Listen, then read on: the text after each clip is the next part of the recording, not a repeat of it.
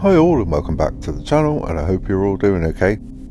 Right, I normally like to leave it a little while after a Formula 1 race weekend to see if there's any fallout from that Formula 1 race weekend.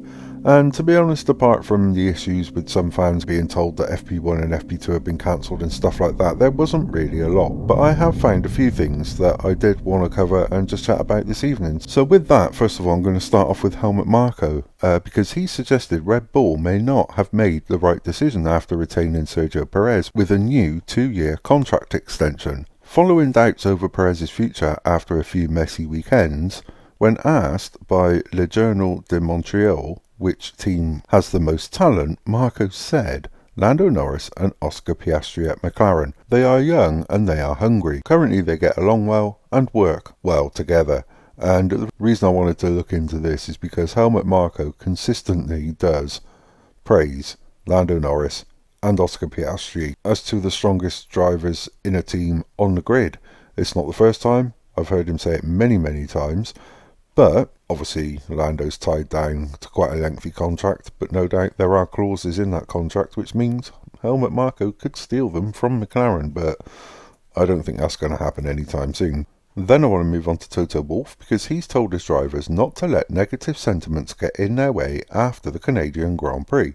Russell overtook Hamilton for the final podium spot, which, by Hamilton's own admission, left him feeling frustrated. But Wolff doesn't want his drivers feeling sorry for themselves. He said, "I think when you finish third and fourth from where we have been coming from, then it is a positive race. Third and fourth is much better than we had previously in the last few races, so that is good.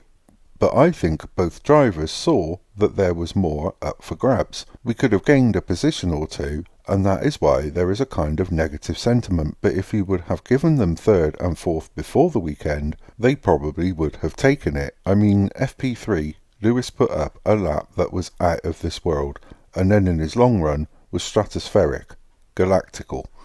After looking at some of the telemetry data after the race, it does look like Mercedes could easily have won that race. So I thought this was quite fascinating that they're quite prepared to take third and fourth, which, as Toto said, is a good result considering where they've come from. But I think Russell and Hamilton just need to get their head around the fact that the car is much better than it's ever been. Then I want to move on to Max Verstappen, because he had privately offered George Russell some support after the Canadian Grand Prix. Russell was left frustrated after a couple of errors during the race, but Verstappen offered him some reassurances by telling him he would learn from the race. Verstappen told Sky Sports F1, "For sure, it was a three-way battle. I think overall, when you look, Mercedes had the faster car, so of course I would also be disappointed. But it is so easy to make a mistake. I literally told George the same thing already before, because he was a bit upset with himself probably. These things can happen. We're all pushing to the limit. Sometimes it works out for you, sometimes you make one mistake too much, and it can catch you out. But that's racing as well. I'm sure he will look back and learn from it." And I find this quite interesting because the way Max is talking there, I know George and Max have had their issues in the past, but what Verstappen said there seems to come across with knowledge, if you know what I mean. He's obviously been in this situation before and he's learned from it, and it's made him a better driver. So I was quite impressed with that actually. Then I want to finish up with Will Buxton, because he's given his thoughts on Red Bull knowingly asking Sergio Perez to break the rules during the Canadian Grand Prix. Buxton wrote on X, "Personally, I don't think the repercussions for this team are anywhere near enough. The team had admitted they told Perez to knowingly break the rules and in so doing endanger other drivers. That's why the rule exists, so as to avoid a safety car which they knew could lose them the win. Reverse the outcome of the reasoning and you have a team telling a driver to break the rules to create a safety car to help them win. It's a few degrees of separation. One is a grid drop and a fine, the other is Singapore, 2008.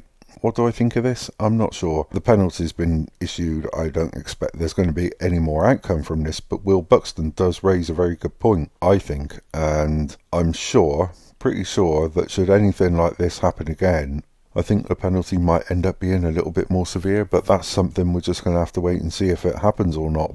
But anyway, that's all I got for you this evening. Hope you enjoyed the video. Like I said, I've been waiting a little while to find some fallout. There wasn't much, but I come across these little bits and pieces, so hopefully they pique your interest as well. As always, thank you so much indeed for your comments. Honestly, the comments I've had just recently are absolutely brilliant, and I can't thank you enough for that. I haven't got round to replying to them yet, but I will do, I promise. So thank you so much indeed for that.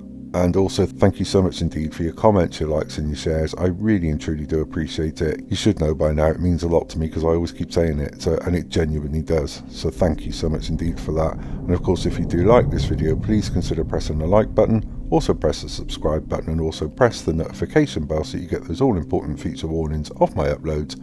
And as always, until the next time, take care.